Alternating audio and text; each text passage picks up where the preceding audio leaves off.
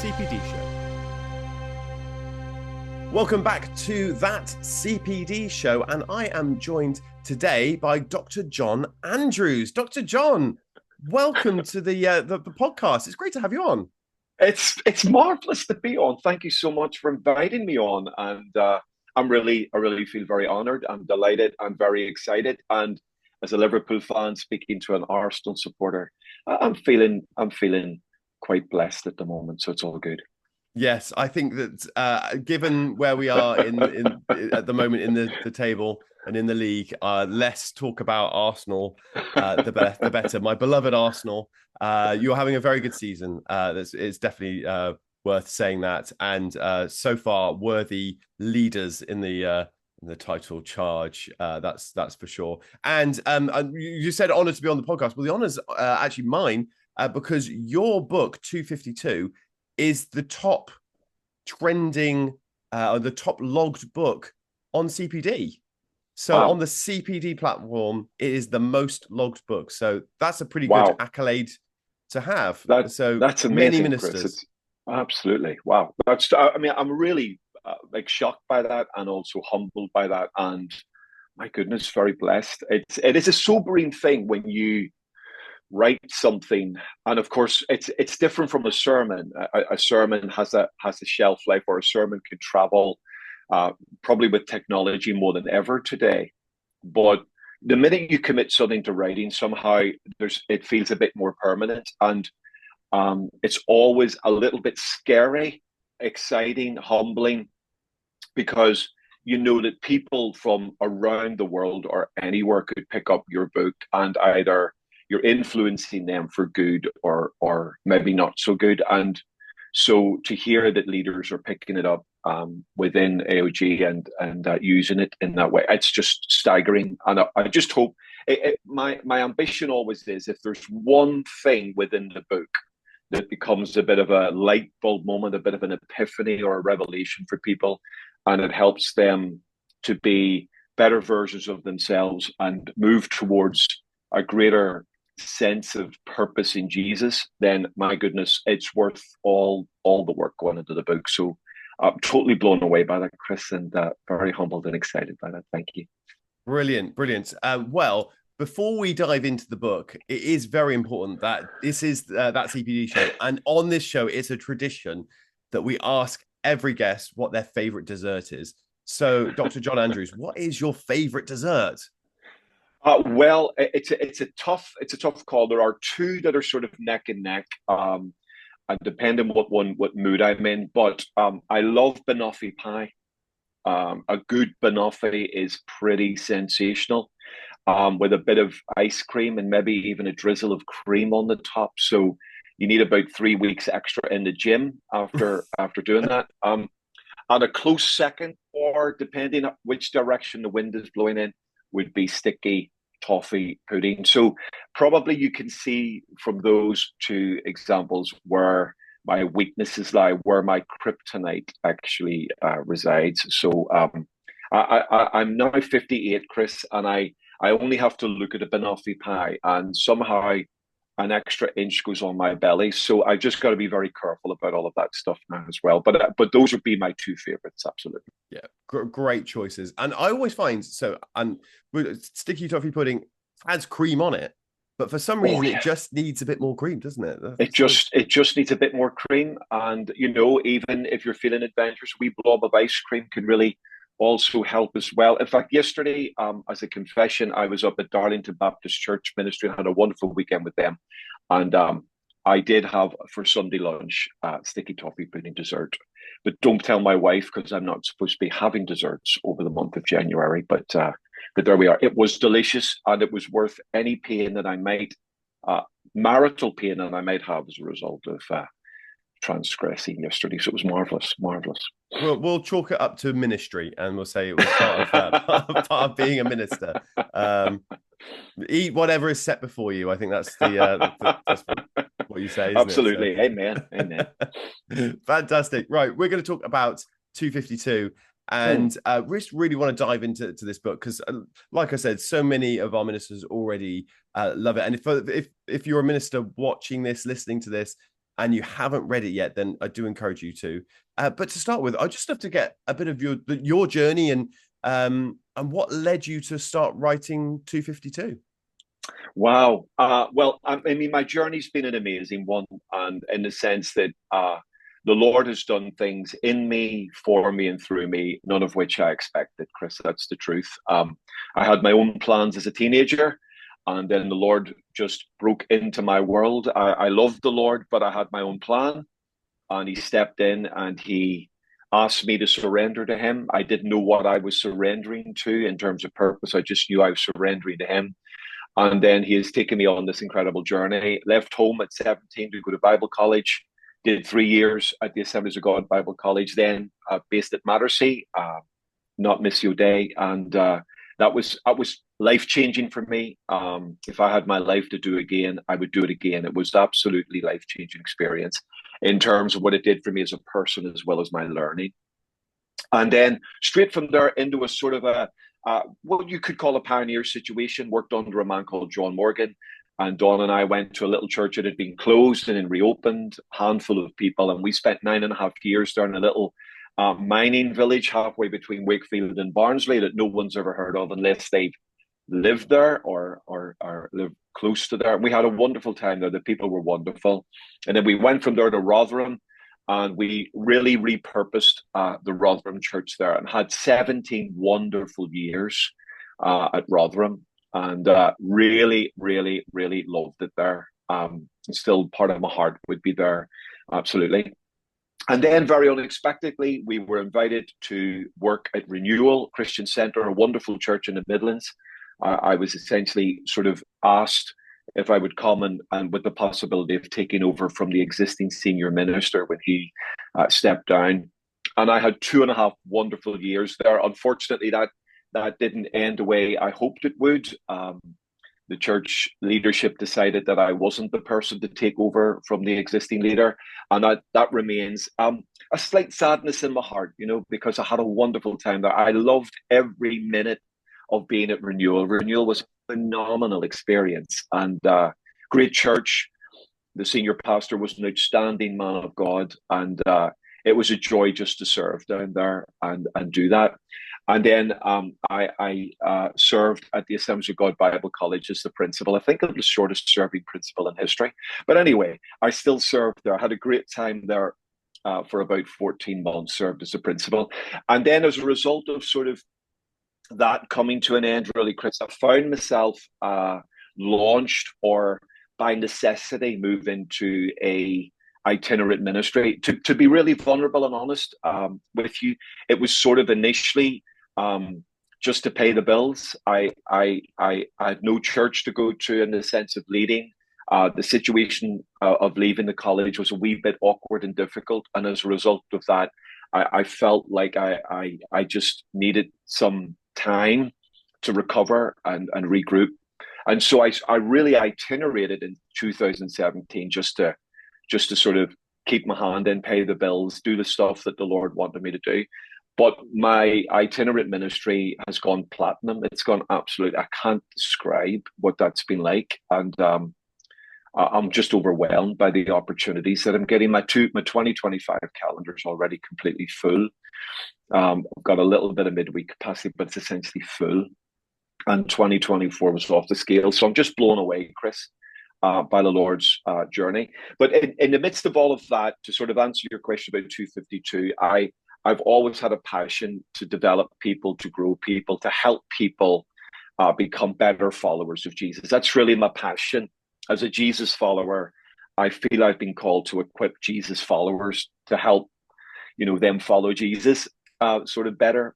And that's what I'm about. And it was when I was studying for Luke Acts on behalf of the Bible College, I was doing a little bit of work on Luke Acts for them, that I stumbled across, by looking at the Greek text, I stumbled across this beautiful verse in Luke 2:52, and the insertion of this gorgeous word, prokopto or prokopten, in the context of this forward-cutting word, this idea that Jesus increased or intentionally, deliberately, and the way it's parsed, continuously grew. And I saw something genuinely about 20 years ago, a revelation I'd never seen before. And I suddenly understood that Jesus didn't just arrive as a 30-year-old man, but in the silent years, the years leading up to his ministry, he intentionally and deliberately and continuously grew. And he grew in as Luke tells us, in areas of wisdom, stature, favor with God, favor with men or with humans. And it absolutely captivated me. It was a revelation. It was a revelation. And I did a little bit of teaching on that. And everywhere I taught it, it like grabbed people, and I got great response. And I thought, you know what, there's a bit of traction here. This is maybe worth leaning into. And so the early seeds of 252, the book, which the first version came out in 2012, and then we did a revised version in 2020. And I've been blown away by the reaction to that and the opportunity to help people to think about the idea that Jesus grew deliberately, Jesus grew intentionally, and Jesus grew continuously. And of course, the premise of the book is, if he did that, how much more should we as his followers be committed to that mentality? Yeah, great. I mean, it is an incredible verse, really, when you think about that, and just Stunning. try and get your head around the fact that Jesus grew in wisdom, that he became more wise. Talk to me about this, the significance of that verse. It's a verse that I've thought about a fair deal, and I know that there's a sort of echoes of Samuel in there, because Yeah, he grew in wisdom and stature and favor with God and man as well, and so there's these wonderful sort of echoes back into the Old Testament. But yeah, tell me what's going on there. well, I think you make a phenomenal point there about Samuel and Hannah, as well as Jesus and Mary. And if you look at Hannah's song and Mary's Magnificat, my goodness, clearly I think Mary has been influenced by the magnificence of that. And of course, you have Hannah as a barren woman, and then you've got Mary as a virgin. And both are experiencing supernatural intervention, which produces this magnificent offspring in terms of Samuel in the Old Testament and Jesus, of course, in the New Testament. And the fact that both women, in reality, hand their offspring over to the Lord, and the Lord does something truly amazing. And of course, as you've alluded to, there is a gorgeous intertextual echo between Samuel growing and Jesus growing, and you cannot miss that. I think there is something definite there. And of course, you get this beautiful picture that Samuel, the context of Samuel's growing is in his childhood, and it's in this sort of almost hidden or private context. He's growing in the shrine, he's growing under the tutelage of Eli, and the parallel to Jesus again is just stunningly brilliant. If you want to hunt that as a theological thread, and you see Jesus then growing in these silent years. I think the significance of the verse, Chris, is that Luke 2:52, which of course to Luke's gospel is unique in the gospel story. So Luke's insertion of Jesus at the temple as a 12-year-old, and then the conclusion at the end of chapter 2, that is unique.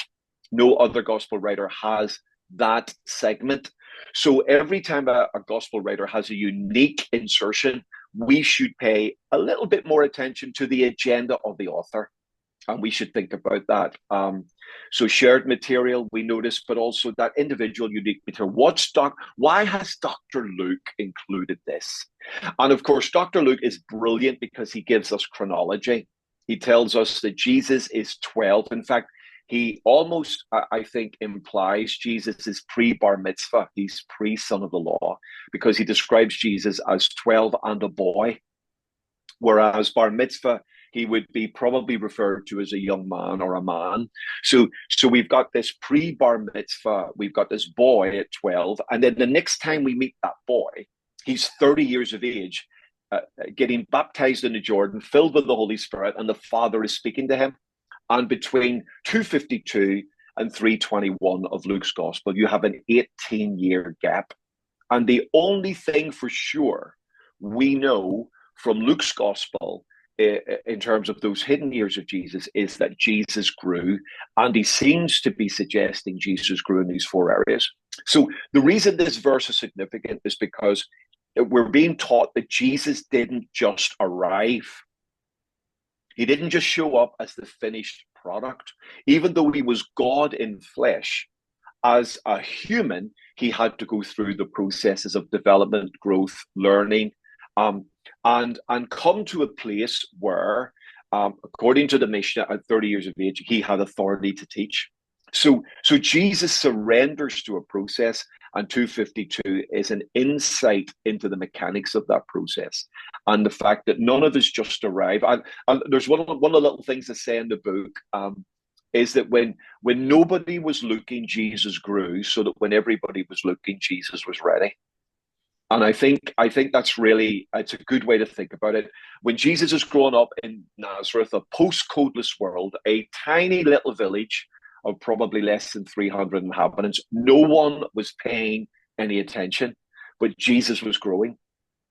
And then when Jesus turns up at the Jordan and everybody's paying attention, Jesus is ready to launch into his ministry. And we tend to focus on 3 amazing years of ministry. And why not? They are simply world changingly spectacular 3 years of ministry. But I would want to argue that the years of silence are as spectacular as the years of ministry. And I would further add that without Jesus growing in the years of silence, the spectacular years of ministry would not have happened. And that's essentially why 252 is, whether you agree with all my findings or not, you cannot ignore the magnificent significance of 252 and what it is suggesting to us about Jesus and what it is suggesting to us as followers of Jesus. Yeah, that's great. How do you think that Jesus actually grew? What were the things that he did to grow? Yeah. Well, I think, for example, there's some things we are guessing at, like no question, and I try to be very careful not to read into silence and imply things that either aren't there or even fall into the trap of reading our cultural interpretation into the first century world. But one of the reflections, for example, in terms of Jesus growing in wisdom, is that Jesus probably grew in wisdom under the tutelage of a well-worked Jewish system. And we're helped here by things like the Mishnah. So the Mishnah is like a super commentary on aspects of the law. And it's almost like a practical guide to Jewish living, to living according to the things of God. And there's all sorts of practical sections in it in terms of finance or family or business or whatever. And within that, you have this education of a boy. And you've got these beautiful ideas that at 5 years old, the boy is fit for scriptures, that at 10, he should be able to engage with oral Torah, 13, fulfilling the commandments. So that's what we would call bar mitzvah, 18, for the bridal chamber, 20, the pursuit of a vocation, and 30, authority to teach others. Now, if you look at the life of Jesus, what we know, there are some markers within the Mishnah which would have, in terms of oral tradition, been present in the world of Jesus. It wasn't written till about 200 years after Jesus, but the oral tradition, there's a number of incredible markers there. So Jesus at 12 is debating oral Torah in the temple, and you've got that 10, 12 marker. And then, of course, you've got this idea that Jesus would have become a son of the law at 13, able to hold his own in terms of understanding Torah. And then, of course, you've got this lovely idea of Jesus having a vocation. He was a tecton, a carpenter, stonemason. He's following that pattern. And then, of course, the standout one is at 30, he begins his ministry because he has the authority to teach. So even though he's God in flesh, he is growing in wisdom by using or by availing himself or by being given the sort of framework of the Jewish education system of his world. And therefore, he's learning within that framework. And of course, that we've no idea what his home life was like in terms of what education went on there, or if he had any other influences. But if you just use that framework, for example, then you realize that Jesus would have probably followed that pattern as he moved towards his world. And it's a staggering thought, isn't it, Chris, that the God who invented Hebrew had to learn Hebrew, right? that the gods whose finger wrote the law on tablets of stone for Moses literally had to pick up a writing instrument and write the letter Aleph for the very first time under tutelage. It's a mind-blowing concept. But somehow it doesn't detract from his glory and his deity. I think it adds to it. I think it adds magnificence to his journey, that he was fully human and therefore was, as it were, subject to that humanity and boundaried by that humanity, but not limited from the purposes of God because of that humanity. Yeah, absolutely. And I think it's interesting when we think about that sort of journey that he would have gone through, and we talk about the Mishnah and that kind of more structured learning, trying to put that into a sense of today for ministers. How do you think that ministers could kind of foster a bit more of a holistic growth in people? How can they help their congregations grow in wisdom and stature and favor with God and man? What are those sort of things that we could do? Maybe are there things that we can learn from the way that Jesus learned, do you think? Yeah, I mean, that's a brilliant question. I think obviously my upbringing, one of the challenges was, and I thank God for the wonderful upbringing I had in the church that I was part of. And I was part of an IOG Pentecostal church in West Belfast. I think without being disingenuous to those wonderful people, the focus was entirely what I would say spiritual. So in other words, it was all about my spirituality. We never talked about my physicality.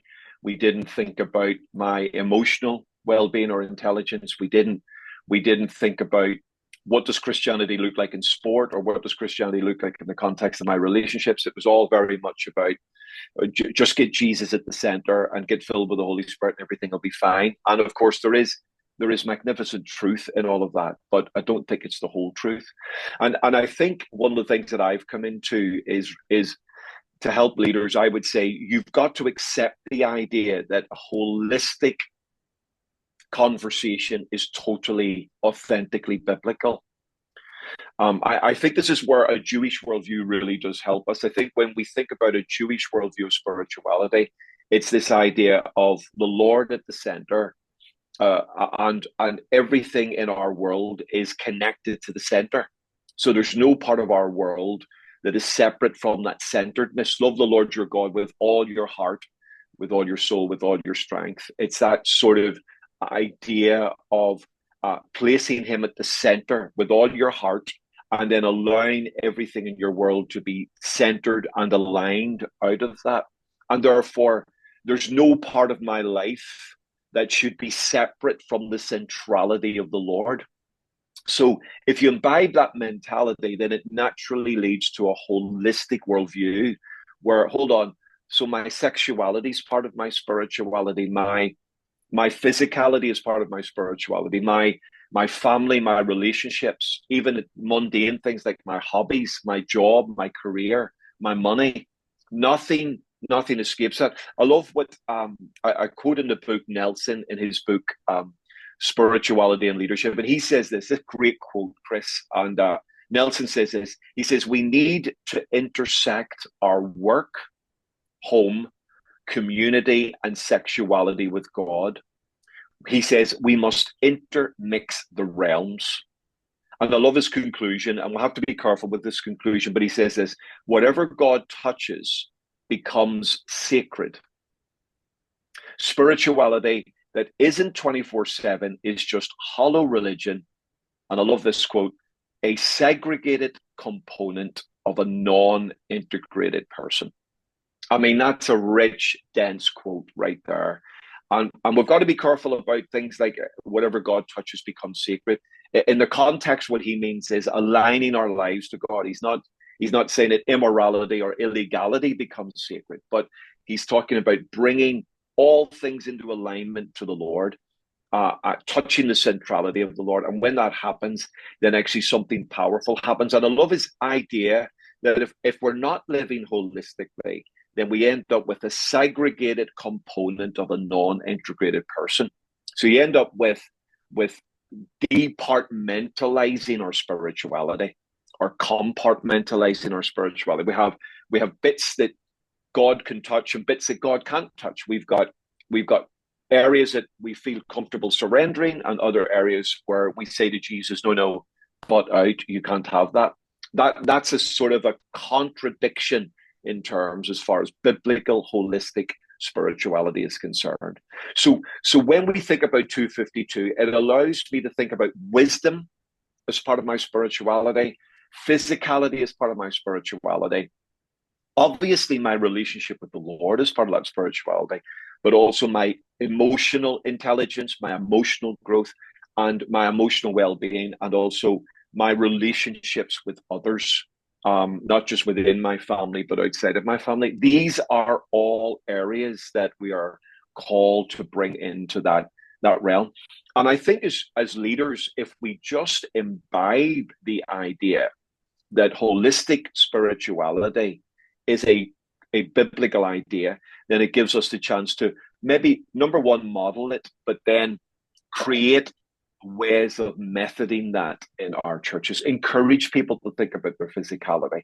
Encourage people to engage in emotional awareness and well-being. Encourage people that actually their intellectual development, when surrendered to the Lord, could become something supernatural in the hands of God, and that we can have a brain that is ignited by the Spirit of God, and that learning and living in the Spirit are not diametrically opposed, but they are actually areas that should be working together and flowing together. I think if we can embrace that, then I think even for young people, for young adults, for people that maybe struggle with one particular way of approaching it brings a whole world into focus and allows us to see the power of that world in our own experience.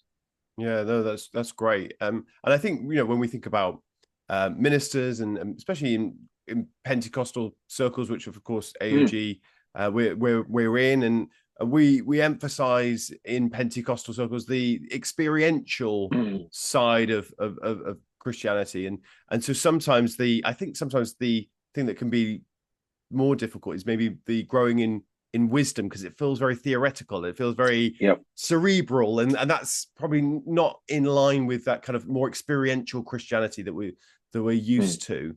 I wonder what are some of the things that ministers can do just to start growing in some of those areas that maybe might feel a bit uncomfortable.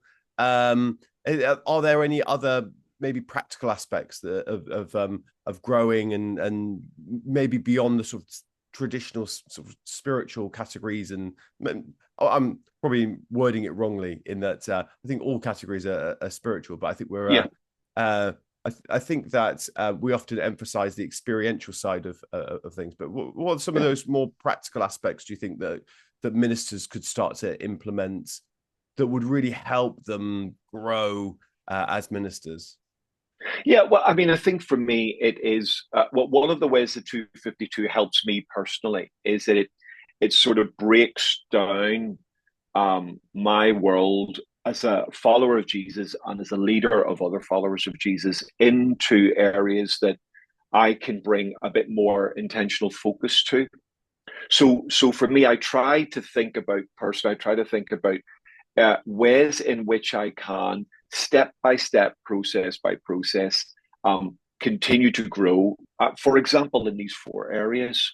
So an intentionality around stimulating myself intellectually, and that can be through podcasts, through reading books, through sitting with people like yourself and having great conversations about the Bible and growth and life. And I try to be intentional about all of those things. And we're living in a world today of resource richness. My goodness. If anything, it almost feels like there's too much resource. It's hard to keep up with everything. But as leaders in certainly a Western world context, we have access to resource, both free and relatively affordable, which can really be amazing. Before meeting with you today, I sat with a young guy who wanted to meet with me. We met in a coffee shop, and this is part of his personal development. He wants to meet with people like me over coffee and just like lean hard into serious conversations. And what was lovely today was he walked away with some stuff that really crystallized in the middle of the conversation. So I think things like that. I think in terms of physicality, it is taking our physicality seriously. It's recognizing that whatever body or physicality we have, it's the only one we've got, and we've got to, by God's grace, try to look after it. And whatever control we have over our physicality, then try and honor God with that. And sometimes taking advice, sometimes thinking about nutrition, sometimes thinking about simple health programs. That it doesn't mean you have to run an ultra marathon or join an Ironman club, but actually you can do things that just take care of your physicality. And I think in terms of our spirituality, it's making room for the presence of God. It's thinking intentionally into not just being a professional minister whose job it is to help others, but recognize, and this is the number one thing I think, Chris, is constantly recognize that we as leaders are followers first and leaders second. So somebody asked me recently about my longevity. I've been almost 38 years in full-time ministry, and they said, like, what's your, like, people are always looking for the magic potion, the magic secret. And I said, well, look, there's no one thing, but what I would say the key thing that has really helped me is remembering I am a follower of Jesus first and a leader of followers of Jesus second.